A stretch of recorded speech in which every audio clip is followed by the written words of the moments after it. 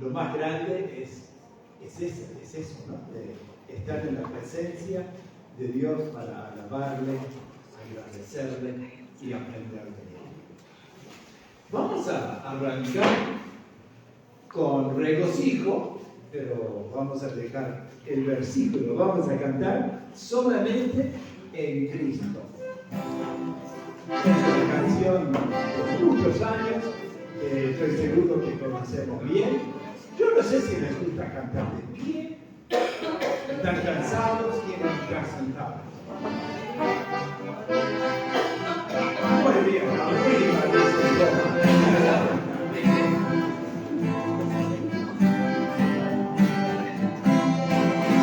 solamente Cristo, solamente la salvación se encuentra en Él. Hay otro nombre dado a los hombres, solamente Cristo, solamente en Él. Salvación por gracia, solo en Jesús, por obras no, también por luz. Para que nadie se enorgullezca, salvación por gracia, es el don de Dios. muy bien, para entrar en calor, ¿verdad? Bueno. Y vamos a seguir con otra canción. Dice, hallé un buen amigo. Y la verdad es que nosotros estábamos lejos de Dios. Y tomar en cuenta a Dios, cero. En Rosario hace poquito se arrimó una señora para comprar una Biblia, porque quería conocer a Dios. Una mujer de 75 años. Nunca había tenido una Biblia, nunca había escuchado de Jesús, algo poquito acerca de Dios, a pesar de ser criada en el catecismo en un colegio católico. ¿Qué les parece, no? Pero lo interesante es que ella dice, tuve todo, vivíamos bien, pero tuve que perder todo hasta quedar viva para encontrar a Dios. Y ahora tiene a su amigo, ahora tiene a Dios. Y está contenta de haber encontrado tarde en la vida, pero encontró al Señor. Y diríamos, bueno, el Señor te encontró a ti. Y escuchaste por fin. Bien, vamos a cantar Hallé un buen amigo, mi amado Salvador.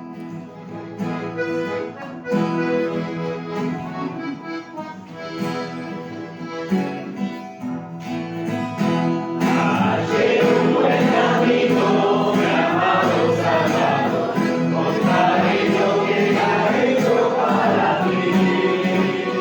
Hallándome perdido en digno pecado, me salvó y ya me guarda para sí.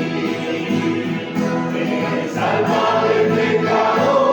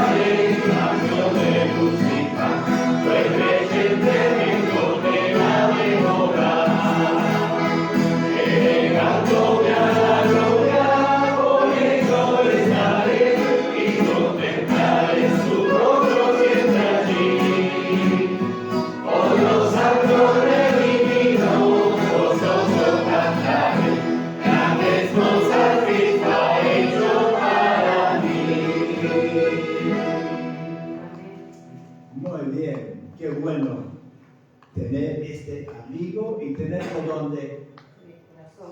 En el corazón. Sabemos que está en el cielo, donde resucitó y fue glorificado junto con el Padre. Pero hoy está dentro del corazón de cada uno que creyó, recibiéndole como Salvador. Vamos a orar. Nuestro Dios, gracias te damos por esta reunión que podemos disfrutar juntos, por una noche agradable, pero especialmente agradable porque estamos junto a ti, junto con nuestros hermanos, y podemos disfrutar de ser el pueblo tuyo que alaba tu nombre y se goza en tu presencia. Y deseamos, Señor, amarte, porque tú nos amaste primero.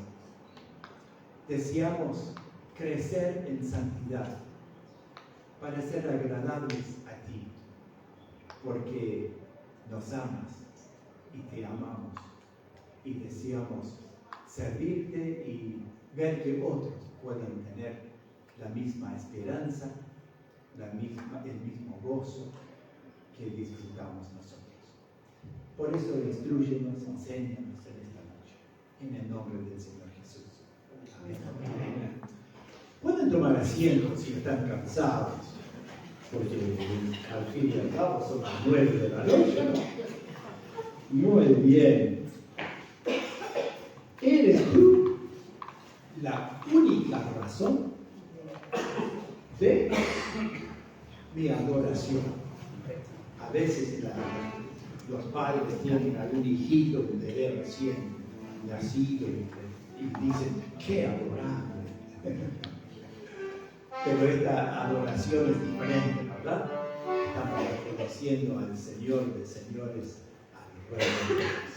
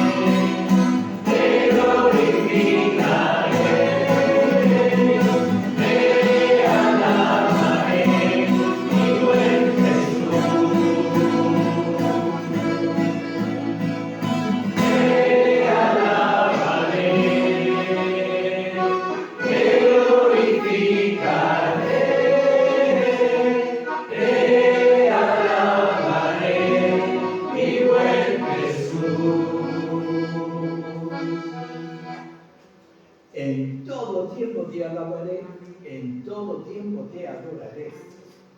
¿Cierto? Que así sea. Porque a veces cuesta. A veces hay situaciones en la vida cuando realmente perdemos nuestra canción, como dice en una parte. Cuando estamos preguntando, ¿y por qué un Dios todopoderoso, un Dios que ama, permite semejante barbaridad, semejante sufrimiento. Y cuestionamos a veces, y nos cuesta a veces, alabar al Señor en ese momento. Pero bueno, el Señor nos ayuda a poder alabarlo, aun cuando no entendemos las cosas. ¿Hay alguien que tiene una canción que se muere por cantar?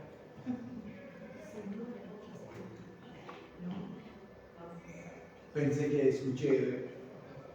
¿No? ¿Fuerte Dios? Fuerte Dios.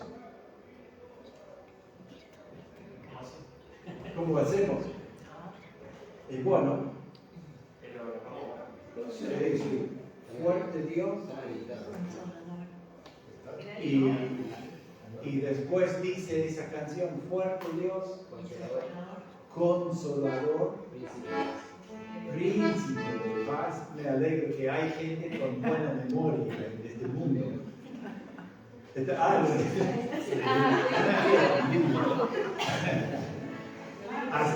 Así aprueban los exámenes. ¿Cómo se llama, Mateo? Fuerte Dios, pero ahora con él. Chao. ¿Y en qué parte de la Biblia habla del Consolador? Evangelio. Muy bien. ¿Cuál? Juan, muy bien. ¿Y capítulo? 14. Muy bien. Juan 14. Muy bien. ¿Y quién es el Consolador? Espíritu Santo. ¿El Consolador? Es que Jesús lo dejó en su lugar cuando se fue. Ahí está. Jesús es el Consolador y el Espíritu Santo es el otro Consolador. Ahí está. Está bien, es el Consolador y el Espíritu Santo. ¿Cómo se llama? Yo tengo algunos libros acá, y cursos, traje algunos folletos que ustedes pueden llevar, están sin sello, así que pueden poner sello de durazno. El toque que no se oyó, un folleto muy interesante. 10 razones para creer que Jesucristo resucitó de los muertos. Es muy interesante. Si hay alguien que tiene dudas o está testificando a alguien que es poco creyente, ¿no? Este es un folleto muy útil. Y luego hay otro librito que se llama El Día, que tiene varios mensajes evangelísticos, y en el medio un diagrama muy interesante, útil para mostrar el camino de salvación. Quizás han visto el plan de salvación llegando, bueno, todos pasamos por la muerte, pero antes hay una puerta con una cruz para llegar al cielo. Bueno, muy interesante este folleto. Y si hay alguien que tiene problemas de vista, como yo, que no ve nada, a menos que ponga lente. Sí, veo gente aquí, pero para leer, nada. Pero aquí está el Evangelio según San Juan en letra gigante. Puede ser alguna persona anciana o alguien que necesita una letra grande. Y luego varios cursos. Pero estás escribiendo todo. No, pero estaba con los acordes, pero lo dejo con los acordes. Y lo pasamos. Pero los acordes ahí están bien, porque así ven. Bueno.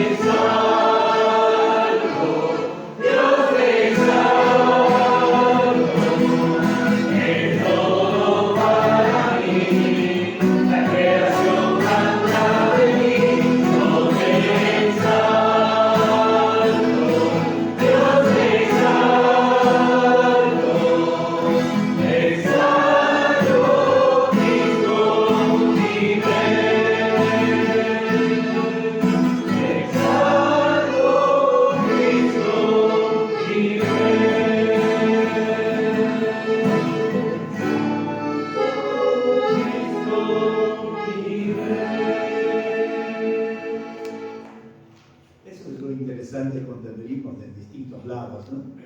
Cada lugar canta un poquito diferente, pero nos juntamos con él. Cristo, moriste en una cruz. Puedo tener presente esa gran verdad. Cristo, moriste por mí. Me recuerda mi niñez cuando una Semana Santa mi madre tenía a mi hermano de un lado y yo del otro lado, separados porque a veces los hermanos somos muy amigables. Y bueno, pero estaba explicando la muerte, la crucifixión de Cristo, y enfatizó, Cristo murió por todos, pero ustedes tienen que tomar una decisión. Que mamá y papá seamos cristianos no significa que ustedes lo sean. Ustedes tienen que aceptar a Cristo. Y bueno, sin hablar, sin arreglar nada, yo por un lado, mi hermano por otro, los dos recibimos a Cristo ese mismo momento, esa misma manera. Así que gracias a Dios por esta gran verdad. Cristo moriste en una cruz y lo hizo por el mundo y por ti y por mí. Bien, vamos acá.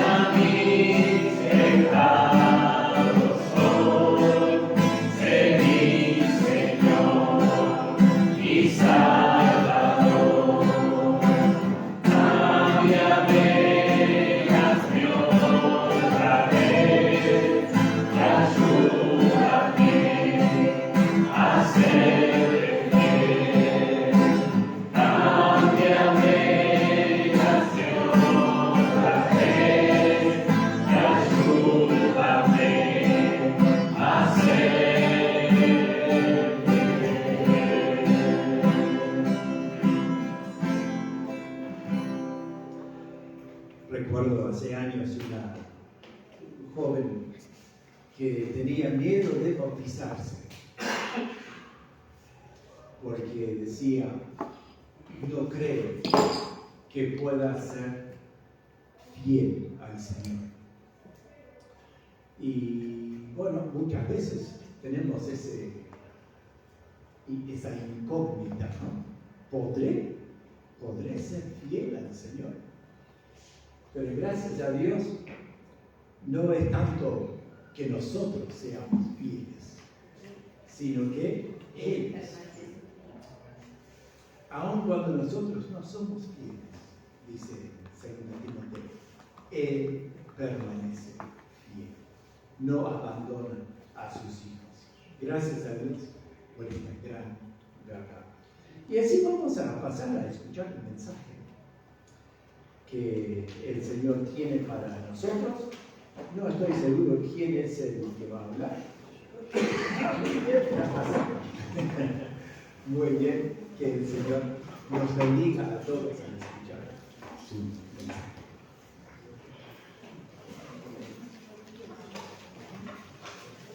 Muchas gracias, Ken.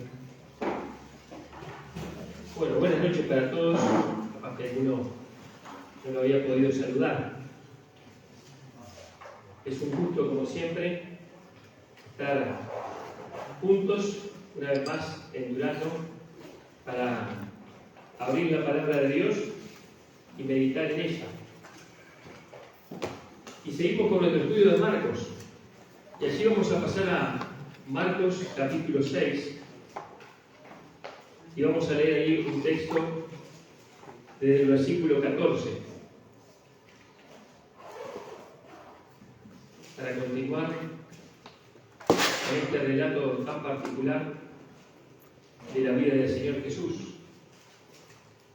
Pero ahora, como van a ver, Marcos va a ser, podríamos decir, una especie de paréntesis en la vida de Jesús para hablarnos acerca de la vida o más bien de la muerte de un gran siervo de Dios, que fue Juan el Bautista.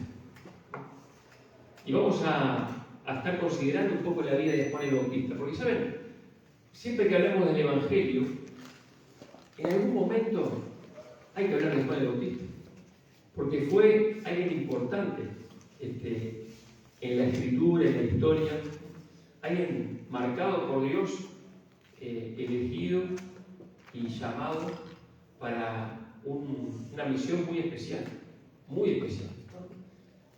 única, podríamos decir. Y vamos a pensar entonces en lo que nos dice Marcos capítulo 6 acerca primero de Jesús, pero después se centra en Juan. Y dice el versículo 14: oyó el rey Herodes la fama de Jesús, porque su nombre se había hecho notorio, y dijo: Juan el Bautista ha resucitado de los muertos, y por eso actúan en él estos poderes. Otros decían: es Elías, y otros decían: es un profeta, o alguno de los profetas. Al oír esto, Herodes dijo: este es Juan, el que yo decapité, que ha resucitado de los muertos. Porque el mismo Herodes había enviado y prendido a Juan, y le había encadenado en la cárcel por causa de Herodías, mujer de Felipe su hermano, pues la había tomado por mujer. Porque Juan decía a Herodes: no te es lícito tener la mujer de tu hermano. Pero Herodías le acechaba y deseaba matarle y no podía, porque Herodes temía a Juan, sabiendo que era varón justo y santo, y le guardaba a salvo, y oyéndole se quedaba muy perplejo, pero le escuchaba de buena gana. Pero venido un día oportuno, en que Herodes, en la fiesta de su cumpleaños, daba una cena a sus príncipes y tribunos y a los principales de Galilea, entrando la hija de Herodías, danzó y agradó a Herodes y a los que estaban con él a la mesa. Y el rey dijo a la muchacha: pídeme lo que quieras y yo te lo daré. Y le juró: todo lo que me pidas te daré hasta la mitad de mi reino. Saliendo ella, dijo a su madre: ¿qué pediré? Y ella le dijo: la cabeza de Juan el Bautista. Entonces ella entró prontamente al rey y pidió diciendo: quiero que ahora mismo me des en un plato la cabeza de Juan el Bautista. Y el rey se entristeció mucho, pero a causa del juramento y de los otros que estaban con él en la mesa, no quiso desecharla. Y enseguida el rey, enviando a uno de la guardia, mandó que fuese traída la cabeza de Juan. El guarda fue, le decapitó en la cárcel y trajo su cabeza en un plato y la dio a la muchacha, y la muchacha la dio a su madre. Cuando oyeron esto sus discípulos, vinieron y tomaron su cuerpo y lo pusieron en un sepulcro. Un relato que a uno como que le pone la piel de gallina, ¿no? Porque realmente es terrible lo que pasa acá, ¿no? Para la época diríamos que era algo bastante común, ¿no? Pero uno lo lee con la distancia de tantos años y dice: qué tremendo, qué escena más tremenda, ¿no? Y por algo la Escritura se toma el trabajo, podemos decir entre comillas, de relatarnos con tanto detalle cómo fue la muerte de Juan el Bautista, ¿no? Y uno cuando lee esto dice: qué injusto, qué sinsentido hasta podría pensar, ¿no? Que un hombre de Dios, que un siervo de Dios, que alguien que le había hecho tanto bien al pueblo de Dios, anunciando lo que él anunciaba, como vamos a ver ahora, terminara su día de esta manera. No sé si a usted le pasa, pero hasta deja como una desazón, ¿no? ¿Cómo puede haber terminado sus días de esta manera un hombre como Juan? Y por algo la Escritura no lo relata. Ahora vamos a estar pensando un poquito en eso. Capaz que no todos estamos familiarizados con quién era Herodes, ¿no?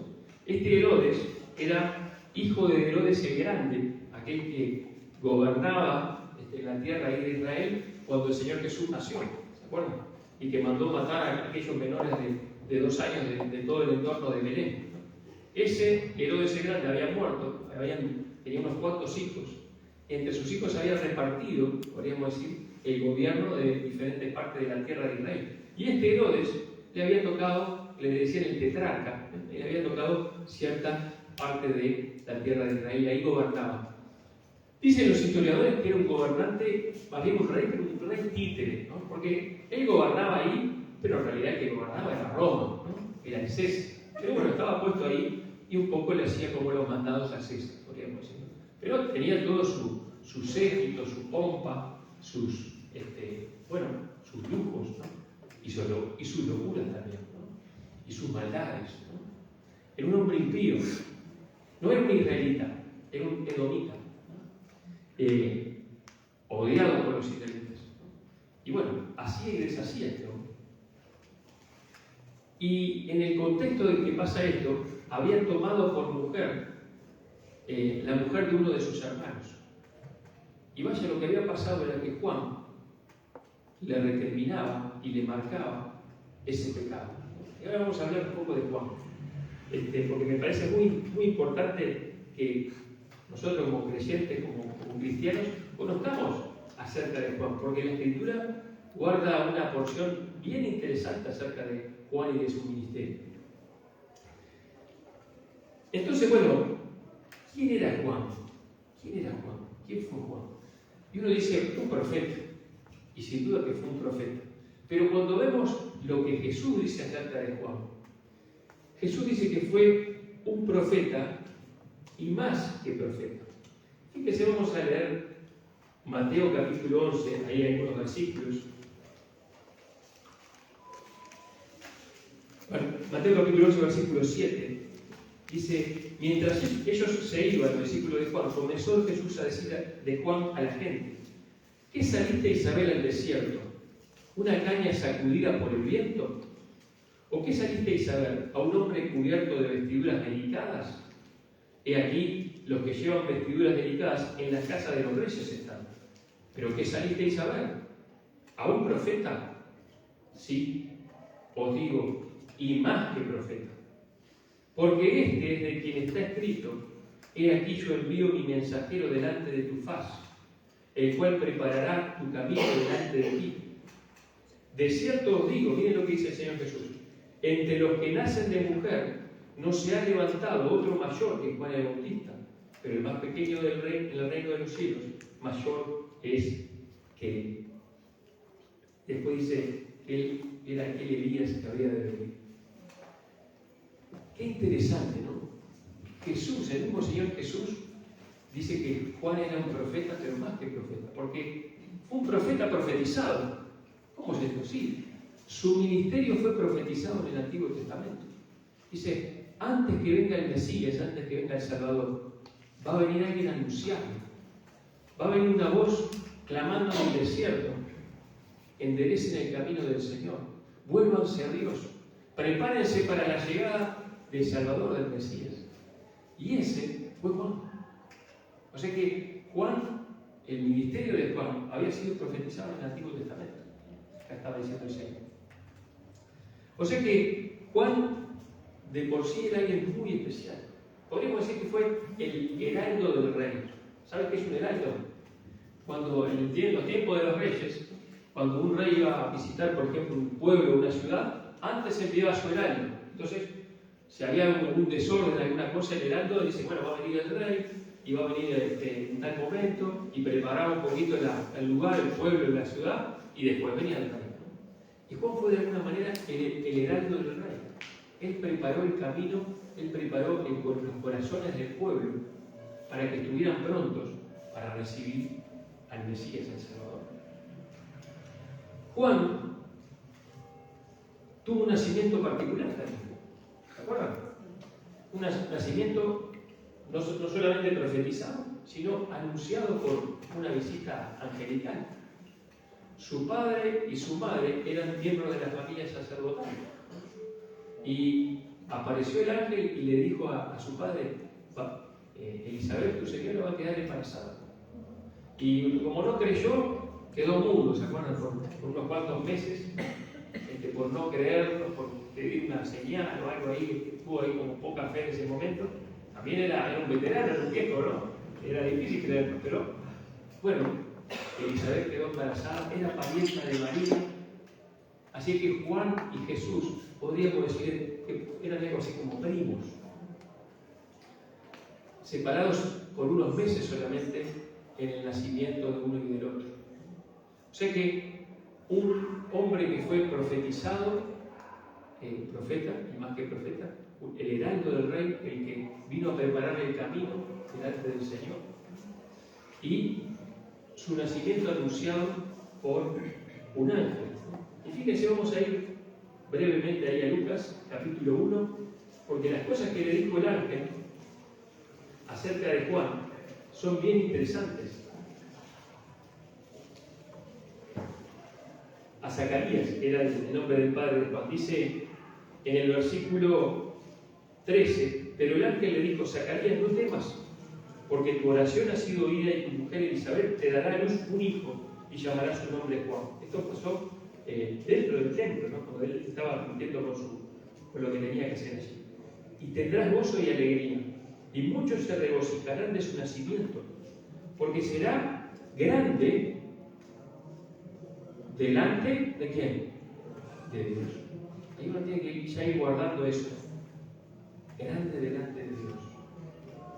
No necesariamente delante de los hombres, pero grande delante de Dios. No beberá vino ni sidra y será lleno del Espíritu Santo aún desde el vientre de su madre. Y miren lo que dice acá. Y hará que muchos de los hijos de Israel se conviertan al Señor Dios de ellos.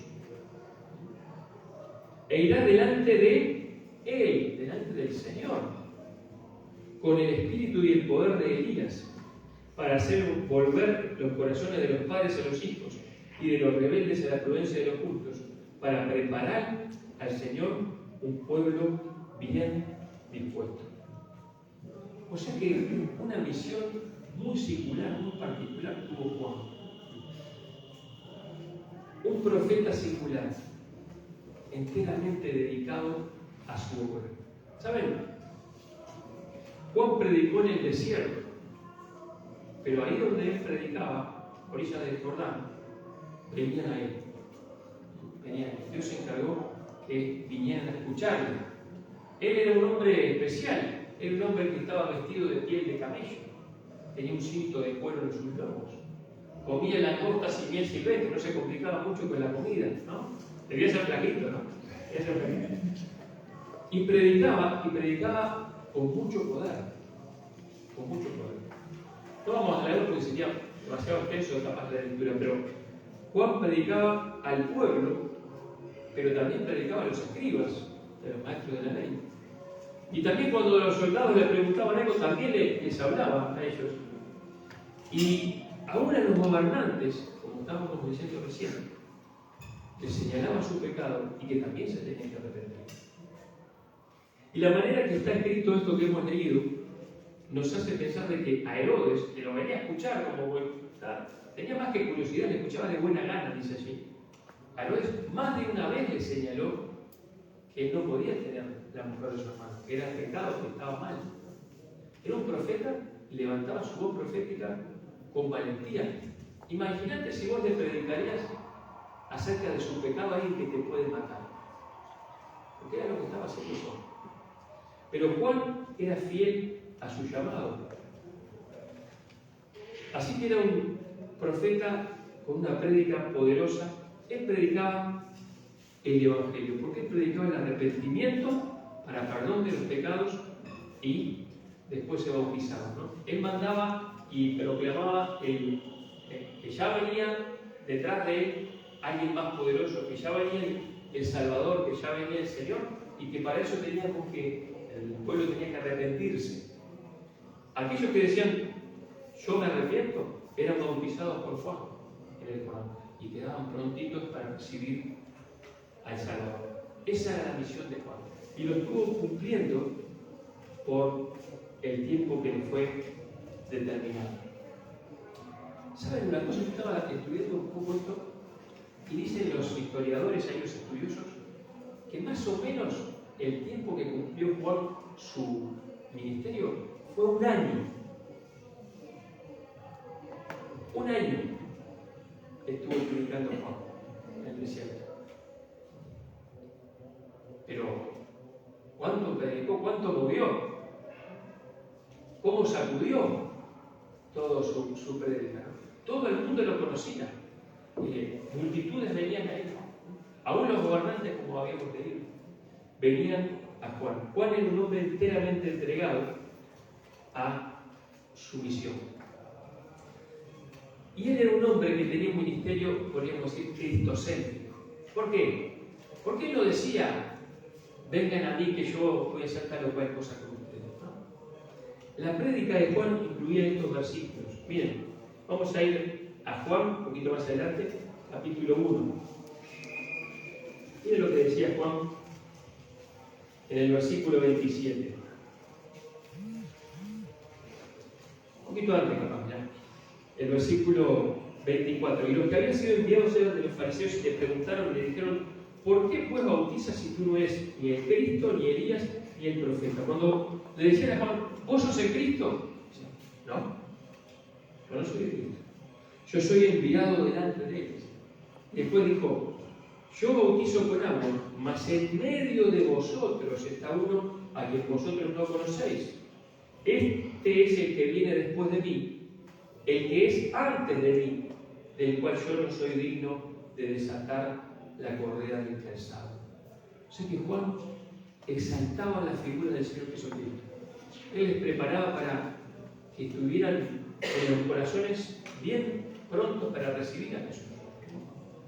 Él tenía un ministerio totalmente cristocéntrico. Y cuando apareció Jesús, allí en ese mismo capítulo 1 de Juan, dice allí que él declaró en el versículo 29, el siguiente día vio Juan a Jesús que venía a él y dijo, he aquí el Cordero de Dios que quita el pecado del mundo. Juan no anduvo con gregré, como dice, ¿no? el dicho. Cuando apareció Jesús y él lo iba a bautizar, iba a descender el Espíritu Santo como paloma, eso que ya hemos visto. Pero cuando apareció Jesús, y el mismo Juan tenía discípulos, pero él dijo, ahí está, el que yo les hablaba. He aquí el Cordero de Dios, el que quita el pecado del mundo. Juan era como una flecha, ¿vieron?, que apuntaba hacia Cristo. Él no miraba, mírenme a mí. Él decía, apuntaba hacia Cristo. Ese fue Juan el Bautista. Exaltaba a Cristo, un verdadero siervo de Dios. ¿Saben? Un verdadero siervo de Dios nunca se exalta a sí mismo. No tiene como tema la autorreferencia. Un verdadero siervo de Dios sirve a Dios exaltando al Señor Jesucristo. Este era Juan. Y podemos aprender varias cosas de Juan. Bueno, podemos aprender un montón de cosas, pero para seleccionar algunas, pensé en tres. Primero pensar en eso de que ¿cómo puede ser que alguien con un ministerio profetizado, anunciado por ángeles, nacimiento milagroso, una predicación poderosa que congrega a todo el pueblo, que señala hacia Cristo y que de pronto, por una cuestión, podríamos decir, no sé cómo definirlo, ¿no?, de un hombre pecador que había agarrado a una mujer que no le correspondía, y Juan lo denuncia, y por eso ahí esos entretelones termina preso, termina en la cárcel. Y dicen también los historiadores que estuvo como un año preso, como un año en la cárcel. Así que su ministerio en ese momento desaparece. Y Juan termina sus días en esta tierra así, con esa escena de esta mujer que tiene una danza sensual delante de hombres que seguramente estaban bastante de copas, ¿no? Y dice este hombre, bueno, pero de esto está la mitad del reino, y bueno, le toman la palabra, y esta mujer, como para sacárselo del medio que le estaba estorbando a Juan y su prédica, pide su muerte. Juan muere. Uno dice, ¿Y esto cómo se entera? Ahora, pensar en la vida de Juan es como, para nosotros tiene que ser algo así como redefinir lo que es el éxito para el creyente. Porque desde el punto de vista humano y mundano, la vida de Juan parece que fue un fracaso. Murió, capaz que no tenía ni 30 años, probablemente, cuando murió. Ministró un año y murió por capricho de unas muchachas. Y parece un fracaso. Pero cuando vemos lo que dice el mismo Señor, el mismo Dios, acerca de Juan, dice, como de lo nacido de mujer, ninguno. Entonces uno dice, pero ¿cómo se mide entonces? ¿No? ¿Cuál es el éxito? ¿Qué es el éxito en la vida cristiana? ¿Es tener likes en mis redes sociales? ¿Es que me sigan a mí? ¿Es tener una iglesia llena, así tipo, con un montón de luces y cosas? ¿No? Como solemos ver ahí en algunas redes también sociales. No. El éxito en la vida cristiana, la victoria en la vida cristiana, es hacer exactamente lo que Dios quiere que hagamos. Es hacer la voluntad de Dios fielmente hasta el final. Eso es tener éxito. O sea que podemos definir la vida de Juan como una vida exitosa para Dios. Que será grande, ¿se acuerdan de lo que dijo el ángel? Será grande delante de Dios.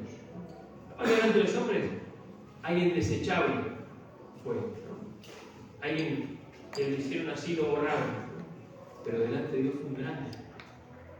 Entonces nosotros, a mí me hace pensar esto, ¿no? ¿Qué considero éxito en mi vida? ¿Ser renombrado? ¿Estar por acá, por allá?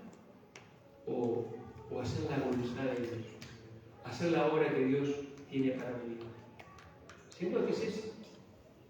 Había un dicho que dice, no recuerdo bien quién lo dijo, pero que algo así como que fracaso es triunfar en lo que a Dios no le importa.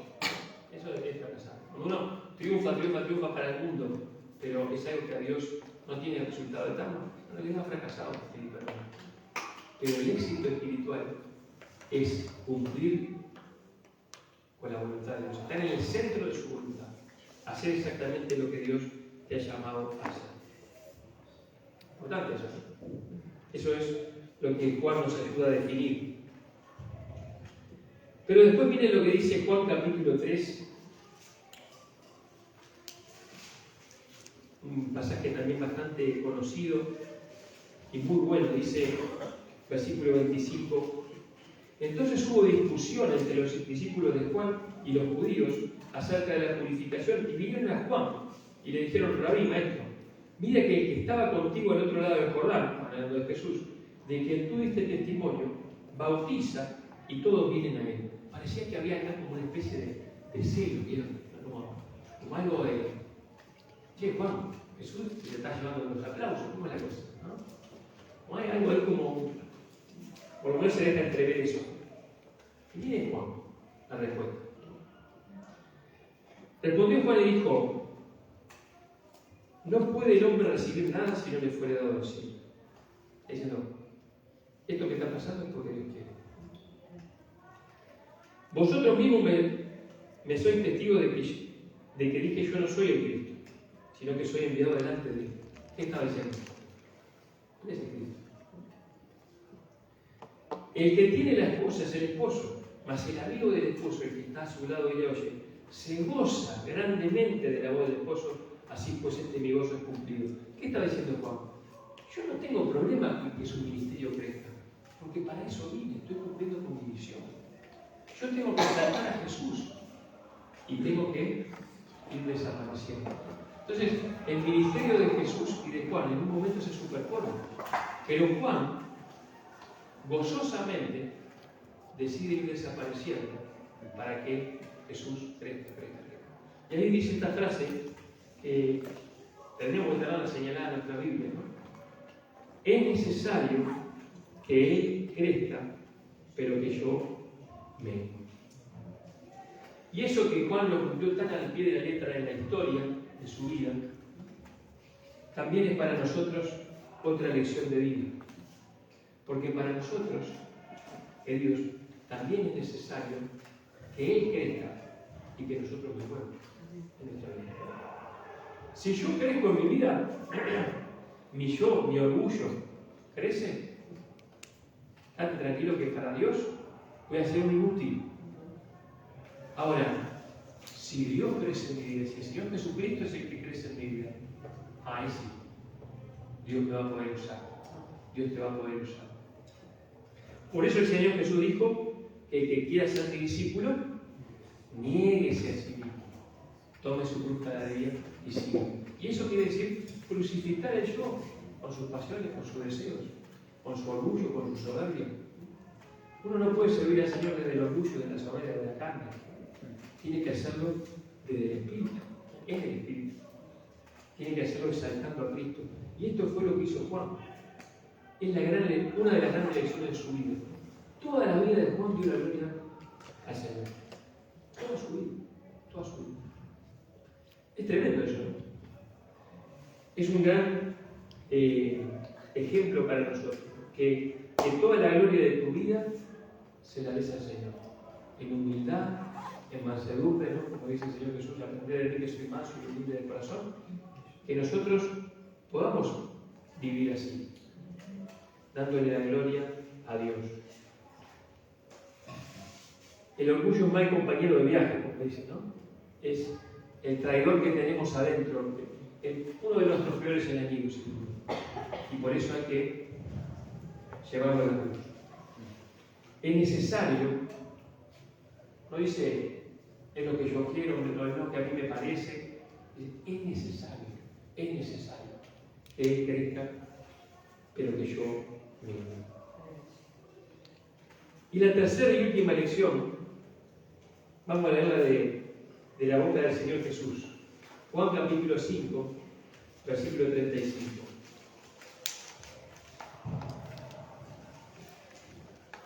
Este es otro testimonio que da Jesús de la vida de Juan.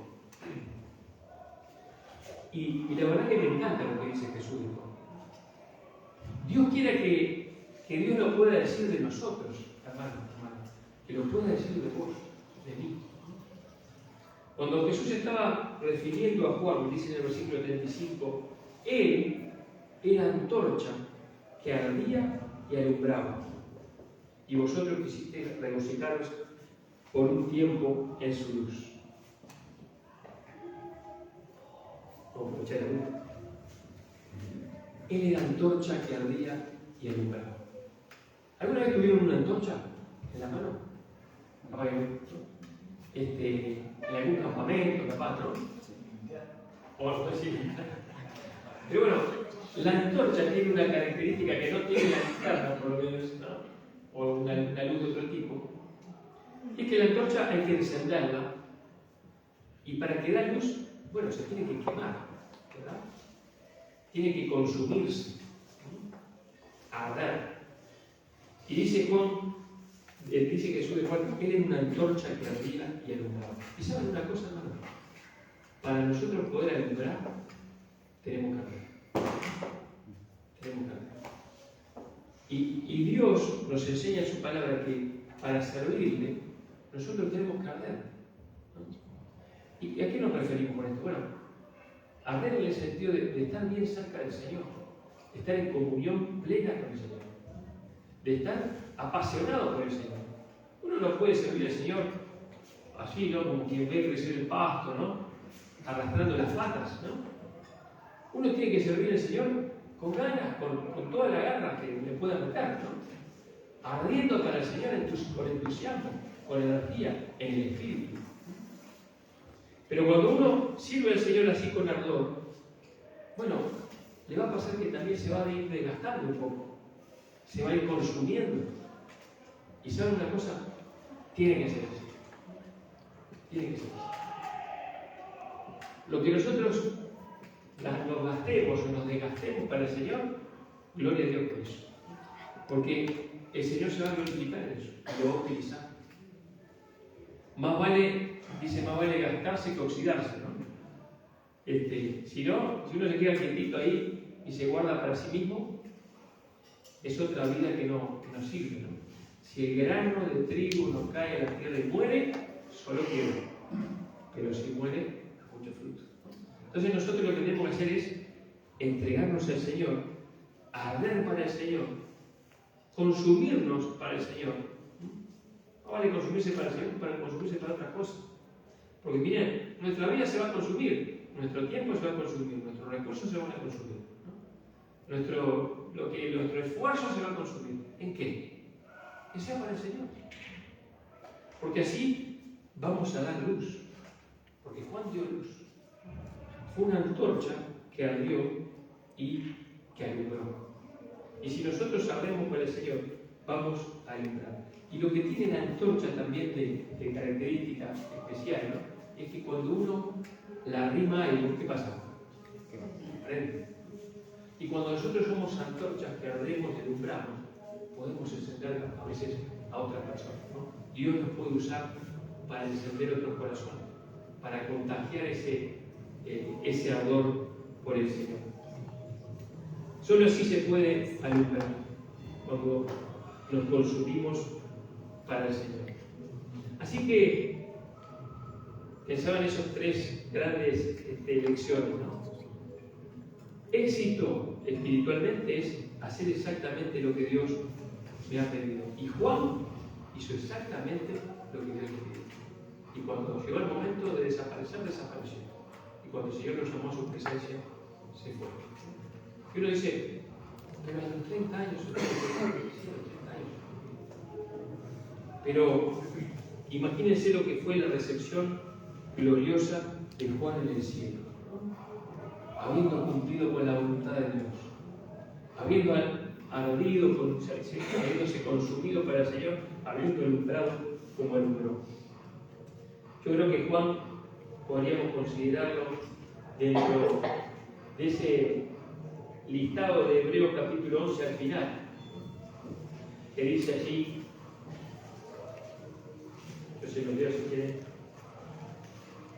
dice en Hebreos capítulo 11, versículo 36, otros hombres y mujeres de fe, otros experimentaron vituperios y azotes, y además de estos prisiones y cárceles, fueron apedreados, aserrados, puestos a prueba, muertos a filo de espada, anduvieron de acá para allá cubiertos de pieles de ovejas y de cabras, pobres, angustiados, maltratados, de los cuales el mundo no era digno, errando por los desiertos, por los montes, por las cuevas y por las cavernas de la tierra. Juan entró en ese grupo de personas que por la fe se entregaron para el Señor. Y nos dejaron un ejemplo, nos dejaron un legado. Porque cuando termina este listado de hombres y mujeres de fe, dice, pero hay algo mejor para nosotros. Dios proveyó algo mejor para nosotros. Y ahí nos desafían, dice, teniendo alrededor tan grande número de testigos, pongamos los ojos en Jesús y a correr. Y Juan nos desafía a correr la carrera como él. Así que bueno, yo quería dejarles ese pensamiento, esa reflexión. El Señor Jesús destacó la vida de Juan. La puso allí como para que nosotros la consideremos también. Vos y yo, ¿nos vamos a parecer a Juan de alguna manera? ¿Vamos a tener el éxito según el mundo o vamos a tener el éxito según Dios? ¿Vamos a ser autorreferenciales y orgullosos o vamos a dejar que el Señor Jesús crezca en nosotros mientras nosotros menguamos? Negarnos a nosotros mismos para ser verdaderamente sus discípulos. Vos y yo, ¿vamos a consumirnos, a arder para el Señor o para otras cosas que quedan en la tierra? Que Dios nos ayude a tomar el ejemplo de Juan y a vivir como Él vivió. Para tener también cuando nos toque, nos pongo ir temprano, más o menos tarde o muy tarde en la vida, no sabemos cuánto tiempo nos queda, nadie lo sabe, ¿verdad? Pero qué bueno sería llegar al final de la carrera como llegó Juan, ¿no? Con esa satisfacción de haber cumplido con lo que el Señor puso como su misión. Oramos, ¿les parece? Padre que estás en el cielo, te damos tantas gracias, Señor, por tu palabra, por todo lo que ella nos desafía. Señor, gracias por Juan, por ese hombre de Dios tan importante, tan relevante en la historia. Gracias, Padre, por su humildad, por su entrega. Padre, gracias porque Él estuvo dispuesto a menguar para que el Señor Jesucristo creciera y tomara ese protagonismo que era necesario. Señor, que nosotros también en nuestra vida podamos tomar ese ejemplo, que no sea nuestro yo, que no sea nuestro orgullo lo que nos limite, lo que nos deje sin crecimiento, sin fruto, sino que, Padre, que sea el Señor Jesucristo reinando en nuestra vida, en nuestro corazón y también en la iglesia, como debe ser. Señor, gracias por este tiempo, que sigas obrando a nuestros corazones, por tu palabra y por la comunión unos con otros. En nombre de Cristo Jesús. Amén. ¿Qué?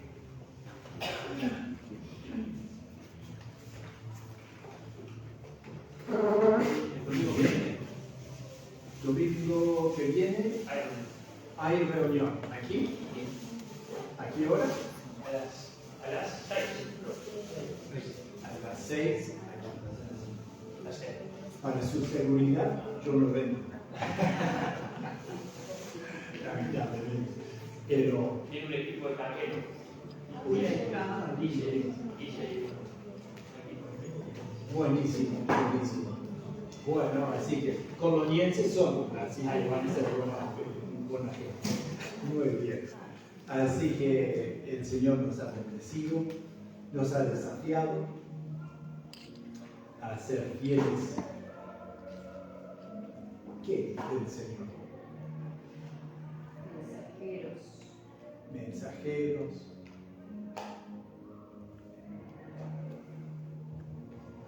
Es una forma, ¿sí? Es correcto. ¿Hay un sinónimo? Heraldo. Bueno, estamos tarde para ser heraldos, pero sí podemos ser anunciadores, ¿verdad? Anunciando. Pregoneros. Seguirle el camino. Ahí va. Ser fiel en lo poco. Ser fiel en lo poco. Ser fiel en lo poco. Está bueno. Menguar. Gran desafío. Muy bien. Creo que hay una cosa que sigue, ¿no? Mientras conversamos aquí, hay cosas ricas allá atrás. Así que vamos a disfrutar de todas esas cosas. Vamos a dar gracias por esa parte.